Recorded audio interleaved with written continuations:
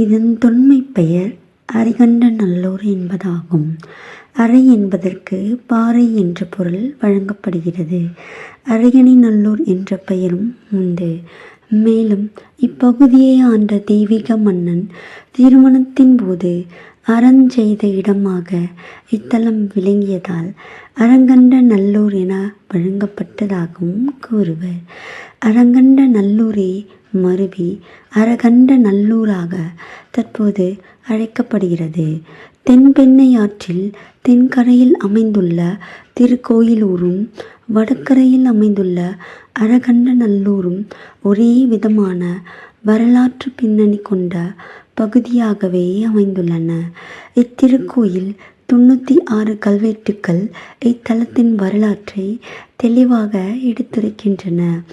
மலைநாடு என அழைக்கப்பட்ட இப்பகுதி மலாடு என வழங்கப்பட்டது.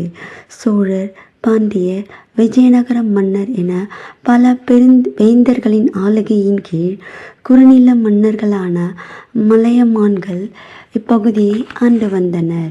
இதில் குறிப்பிடத்தக்கவர்கள் மலையமான் திருமுடிக்காரி, தெய்வீகன், மெய்ப்பொருள் நாயனார் முதலானோர் ஆவார். பல்லவர் ஆட்சியில் சமணர்கள் காலத்திலேயே இவ்வாலயம் எழுப்பப்பட்டதை வரலாறாக கூறுகிறது. இறைவன் வடிவத்தை சமணர்கள் கற்பலகையால் மூடி வைத்திருந்தனர். இதை அறிந்து இத்தலம் வந்த திருஞான சம்பந்தர் பாறை மீது நின்று பதிகம் பாடிய போது இறைவனை மூடியிருந்த கல்பலகை விலகி இறைவன் எழிலோடு பூத்த புது மலராய் காட்சி தந்தார். இந்த அதிசய நிகழ்ச்சியினை கண்ட அப்பகுதியை ஆண்ட குறுநில மன்னன் அங்கிருந்த சமணர்களை தண்டிக்க விரும்பி அனைவரையும் கழுமரம் ஏற்றினான். இதனை உறுதிப்படுத்தும் விதமாக மேற்கே 7 கிலோமீட்டர் தொலைவில் கழுமரம் என்ற ஊர் சாட்சியாக அமைந்துள்ளது. இப்பகுதியை ஆண்ட மன்னன் தெய்வீகன் திருமணம் செய்த ஊர் மணம்பூண்டி என்றும் அறம் செய்த இடம் அரங்கண்ட நல்லூர் என்றும் வழங்கப்பட்டது. நீலகண்ட முனிவர் என்பவரே இத்தலத்தில் வழிபட்டு பூஜைகள் செய்தார். இதன் பிறகே இங்கு கோயில் எழுப்பப்பட்டது என தல வரலாறு கூறுகிறது. இவ்வாலயத்தின் தொடக்கம் பல்லவர் கால குடைவரையில் தொடங்கியது. பழங்காலத்தில் இக்கோயிலில் அமைந்துள்ள நடன மண்டபத்தை எவரேனும் கட்டி முடிக்க வேண்டும் என்ற நல்ல எண்ணத்தில் இளவெண்மதி சூடினான் என்பவன் அதற்கென தன் உயிரையும் தியாகம் செய்வதாக அறிவித்தான். அதன்படி நடன மண்டபம் கட்டி முடித்ததும் தன் இன்னுயிரை தியாகம் செய்தான் என தல வரலாறு கூறுகிறது. நவராத்திரி மண்டபம் 1ஆம் குலோத்துங்கன் காலத்தில் கட்டப்பட்டுள்ளது. தலத்து இறைவன் பெயர் ஒப்பிலா மணீஸ்வரர், எவருக்கும் ஒப்பு இல்லாத இறைவன் என்பதும் இத்திருப்பெயரில் வீற்றிருப்பவர் இவர் ஒருவரே என்பதும் தனிச்சிறப்பாகும்.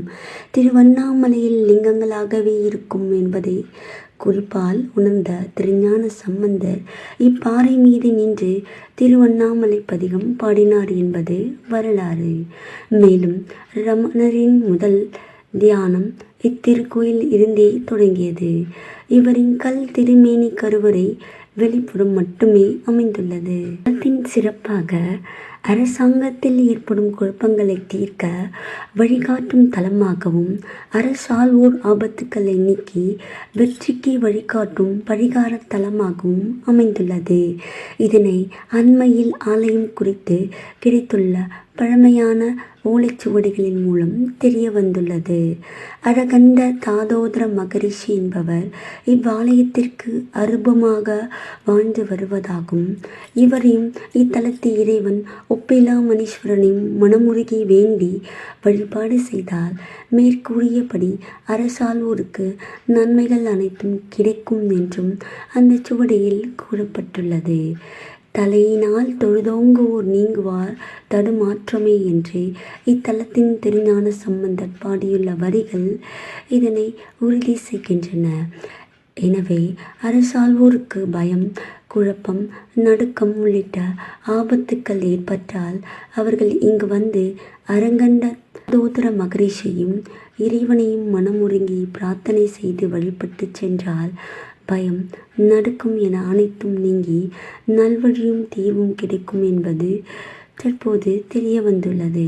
ஒப்பில்லா மணீஸ்வரரை வணங்கி ஒப்பில்லா வாழ்வை நாம் பெறுவோம்.